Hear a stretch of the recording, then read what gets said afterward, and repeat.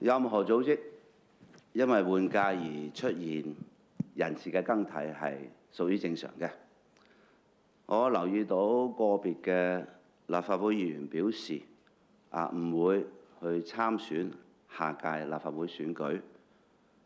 佢哋來自不同嘅年齡組別，有30多歲嘅，有40多歲嘅，亦都有70多歲嘅。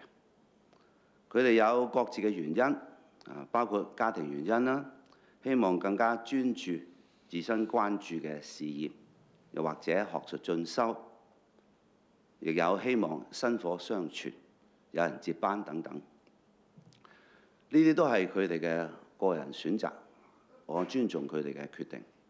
下一屆嘅立法會選舉提名期將會喺本月24日開始，所以我鼓勵愛國愛港、具有才能、有志服務香港人士積極爭取提名、報名參選。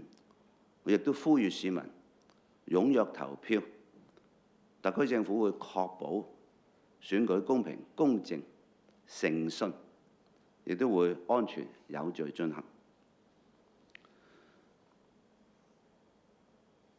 4年嘅立法會會期即將結束，而今次喺立法會換屆選舉裏邊，有個別議員選擇唔再參選，呢個情況同行政會議不一樣。行政會議成員嘅任期同特區政府嘅5年任期係一致嘅，即係到2027年6月30日。冇行政會議成員表示打算喺任期完成之前辭任。